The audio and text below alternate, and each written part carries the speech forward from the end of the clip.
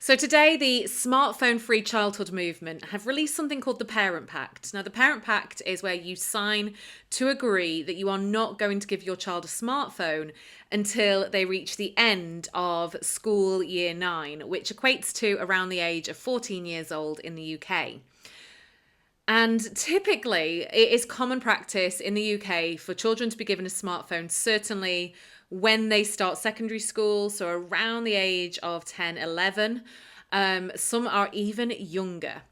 So the question I want to ask today is it the right move to stop your child having a smartphone until they are 14 years old?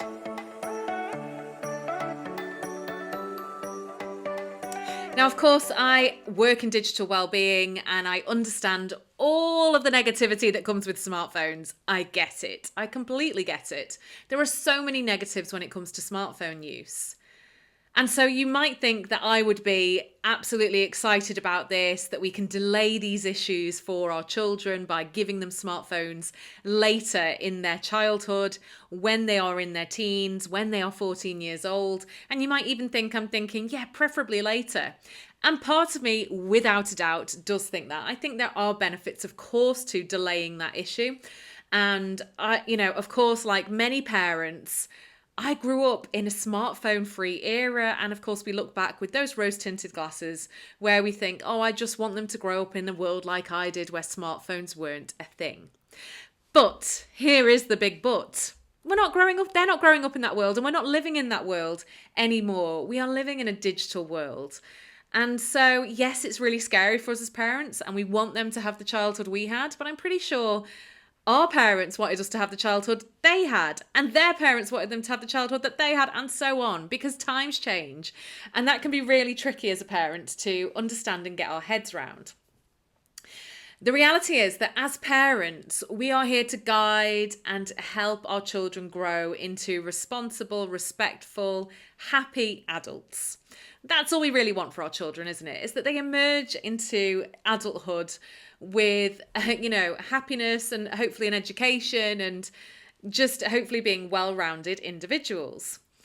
Now, in their adulthood, this digital world is just going to get bigger and bigger and bigger. It already has over the last 10 years. So it's just going to expand and expand and expand. We can see it already with things like AI, for example, something that 10 years ago was something we barely talked about and now is a hot on the agenda topic.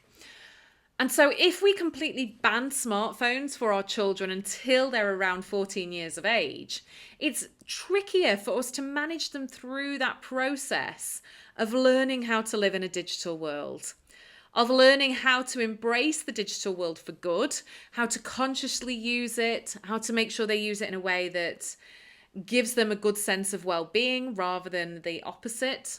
It's our job as parents to handhold them through that. Just as we didn't once our toddler was allowed out of the buggy, we didn't just let them roam all over the street running in and out of front of cars.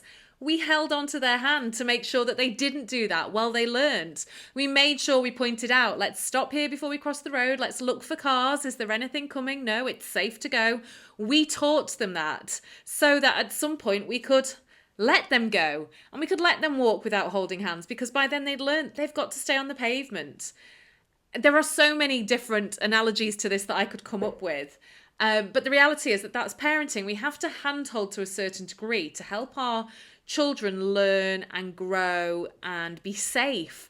And smartphones are exactly the same, because we need to make sure that they have a really good understanding of the dangers, of the impact it might have on their well-being. We need to manage that process by making sure we are in control of their phone use. That doesn't mean being shouty and saying, put your phone away, I'm sick of you being on your phone.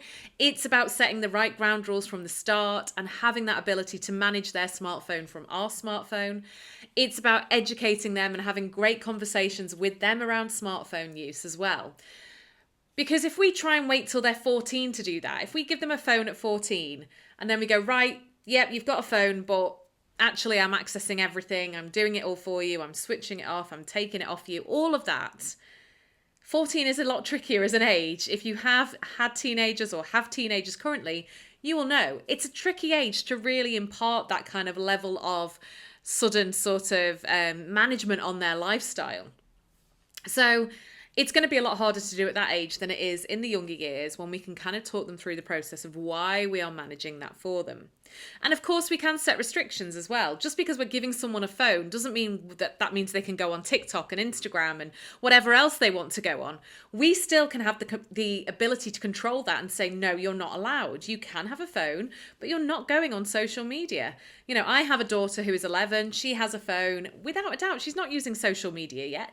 No way am I letting her use social media yet. And that's one of the ways in which I can teach her how to step by step learn to be in the digital world, rather than throwing her into it and letting her go wild on every platform possible. You know, I have it set up that she's unable to download an app without my approval. I have it set up so that I can turn off her phone. We have time restrictions on there. We have downtime, so times of the day where she cannot access her phone. Luckily, the secondary school she's just moved into bans phone use during the school day, so she's not able to use her phone during the day anyway. And that's exactly it. We are going through that process so that when she emerges at kind of 16 or whatever age it will be, when I can't really have that level of control anymore, she's still got that knowledge. We're kind of stepping up step by step and helping handhold her through the process of being a responsible phone owner. And if we wait till they're 14, then that is really delaying that process. And of course, yes, if every single parent out there said, that's it, no phones until they are 14, then that's great. We're all in agreement, but that's not going to be the case. And what we're going to end up with is people in their year, in their friend groups that have phones, and people that don't. And from what I have seen, the people that don't are isolated. So much conversation happens now online. And yes, it didn't when we were younger, but times have changed. And again, while we might feel nostalgic and think, oh, I really wish that they didn't have that, it is there. And again, we need to handhold them through that process of online communications and the right steps to take to communicate effectively online. So while I absolutely see the benefits of the Parent Pact and agreeing to not give your child a phone until the age of 14, I can also see the negatives to that without a doubt. I would love to know what you think about this. It's a really hot topic because there is no right answer. And I think as well, we're all different as parents and we all have different children. And, you know, that's another side to this too. You know, there might be, for example, children who have difficulties with attention, whereby you don't want them to have a phone and another thing that demands attention from them. There are just so many factors involved here that there is never a one size fits all. And even if you ban them from having a smartphone, does that mean you're going to ban them from having something like an iPad, a tablet as well, where they can still access things? They could still be talking to their friends through different chatting apps. So, you know, it is bigger and bigger as a problem. And I think as well, teenagers will find a way, just as we might find a way when we were younger of doing naughty things. I'm not going to disclose anything that I got up to when I was a teenager, but teenagers will always find a way to break and curveball those rules. So yeah, let me know what you think in the comments. Should we be waiting until children are 14 before we give them their first smartphone? Or are we just delaying the issue? Imagine, for example, if we said, right, you're not going to allow any McDonald's until you're 14, or you're not going to be allowed any junk food or any sugar whatsoever. No sugar is going to pass your lips until you're 14. What do you think is going to happen when they're 14? They're going to gorge on it.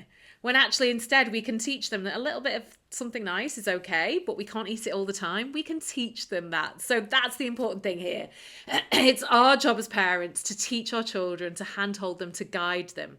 And if you're a bit stuck with that, if you're thinking, but I don't know how, then I've got your back. I have a course called the Be Phone Smart course, which is designed to help parents understand how to manage their child's smartphone use. It's an online course. It's all pre-recorded, so you can watch it in your own time. And the great thing, the thing I love most about this course, is that it is not just for parents. There is a section on there for the child as well, so they can understand all about digital well-being and how to manage their phone use. I'll pop a link in the description because I think this is what's really important, the education. And I really hope that that course is helpful to both you and your child. Thanks very much.